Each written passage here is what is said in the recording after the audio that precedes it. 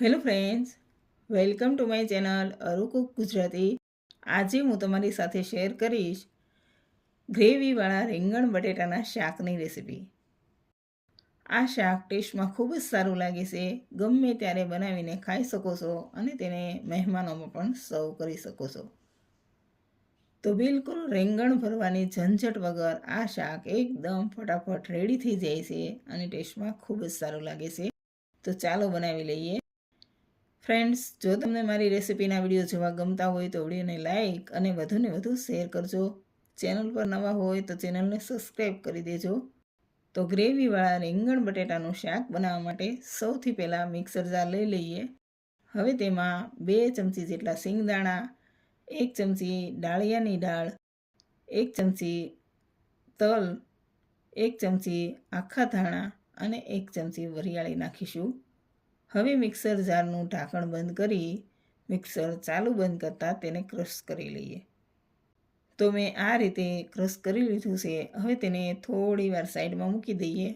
હવે મેં 250 ગ્રામ આ રીતના નાના રીંગણ લીધા છે. તેને બરાબર ધોઈ અને કોરા કરી લીધા છે. સાથે જ મેં 3 મીડિયમ સાઇઝના બટેટાની છાલ કાઢી બટેટા કાળા ન પડે એટલે પાણીમાં રાખેલા છે. તો હવે તેમાંથી એક બટેટું લઈ આ રીતે વચ્ચેથી એક કટ લગાવી અને થોડા મોટા પીસમાં તેને કટ કરી લઈએ.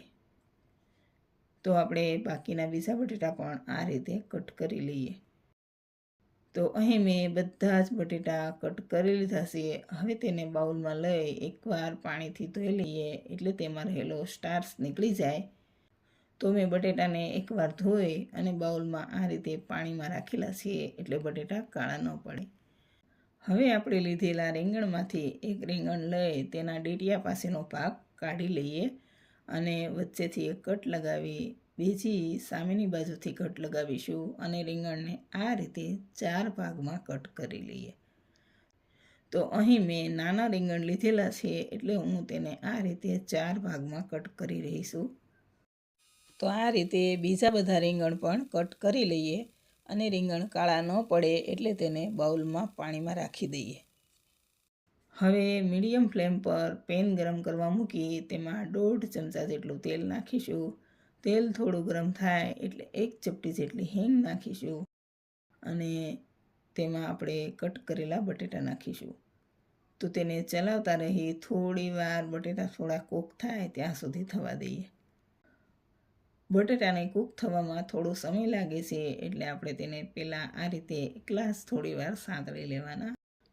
તો હવે થોડી વાર પછી બટેટા થોડા સાંતળાઈ ગયા છે તો તેમાં કટ કરેલા રીંગણ નાખીશું અને બંનેને ચલાવતા રહી 50% જેવા કૂક થાય ત્યાં સુધી થવા દઈએ. આ રીતે રીંગણ બટેટાને થોડી વાર તેલમાં સાંતળી અને તેનું શાક બનાવીએ એટલે શાકનો ટેસ્ટ ખૂબ જ સારો આવે છે. રીંગણ બટેટાના પીસ બિલકુલ મેશ નથી થતા અને આ રીતે આખા જ રહેશે. તો મેં થોડી વાર ચલાવતા રહી થવા દીધા છે. તો હવે રીંગણ બટેટા થોડા કૂક થઈ ગયા છે. હવે તેને બાજુમાં સ્લો ફ્લેમ પર મૂકી વચ્ચે વચ્ચે ચલાવતા રહી થવા દઈએ. રીંગણ બટેટા કૂક થાય ત્યાં સુધીમાં અહીં બીજું પેન ગરમ કરવા મૂકી તેમાં 2 ચમચા જેટલું તેલ નાખીશું. તેલ ગરમ થાય એટલે તેમાં 1/4 ચમચી જેટલી રાઈ, 1/2 ચમચી જેટલું જીરું, 1/2 ચમચી જેટલા આખી મેથીના દાણા, 1 તજનો ટુકડો, 1 સ્ટાર ચક્ર, 1 તમાલપત્ર, મીઠા લીમડાના પાન અને સૂકા 2 લાલ મરચાં નાખી થોડી વાર ચલાવતા રહી તેને સાંતળીશું. રાઈ કકડી જાય, મેથી અને જીરુંનો કલર ચેન્જ થઈ જાય ત્યાં સુધી આપણે તેને સાંતળી લેવાનું છે.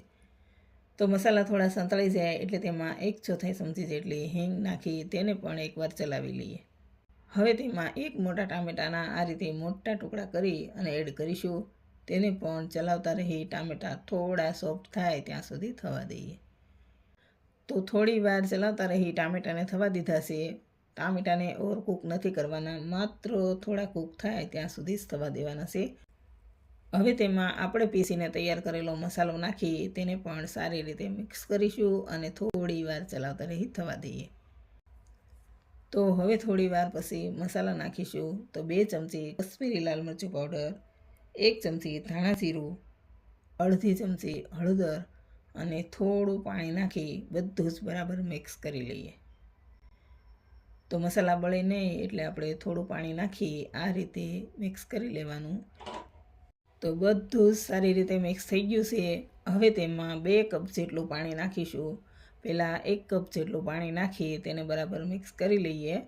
હવે બીજું કપ પાણી નાખી એકવાર ચલાવી લઈએ અને તેને ઉકળવા દઈએ. તો ગ્રેવી ઉકળી જાય એટલે તેમાં રીંગણ બટેટા નાખી એકવાર ચલાવી લઈએ. હવે તેમાં સ્વાદ પ્રમાણે મીઠું નાખી તેને પણ મિક્સ કરીશું. હવે ઢાંકી અને તેને સ્લો ફ્લેમ પર થવા દઈએ.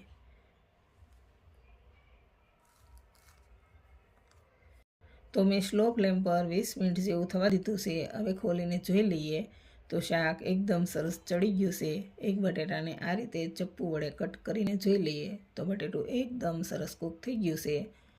હવે તેમાં 1 નાની ચમચી જેટલો ગરમ મસાલો, 1 ચમચી ખાંડ, અડધા લીંબુનો રસ અને લીલા ધાણા નાખી તેને પણ બરાબર મિક્સ કરી લઈએ.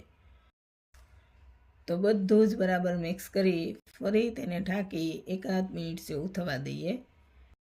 તો 1 મિનિટ પછી શાક એકદમ રેડી છે. હવે તેને સર્વ કરી લઈએ. તો રેડી છે રીંગણ ભરવાની ઝંઝટ વગર ગ્રેવીવાળું રીંગણ બટેટાનું શાક. તમે તેને ગમે ત્યારે બનાવીને ખાઈ શકો છો અને મહેમાનોમાં પણ સર્વ કરી શકો છો. તો બને તેટલા ઓછા તેલમાં આ શાક રેડી થઈ જાય છે અને ટેસ્ટમાં ખૂબ જ સારું લાગે છે. બધાને પસંદ આવે છે. જો પસંદ આવે તો જરૂર ટ્રાય કરજો. વિડીયો સારો લાગે તો લાઈક, શેર અને ચેનલને સબસ્ક્રાઈબ કરી દેજો.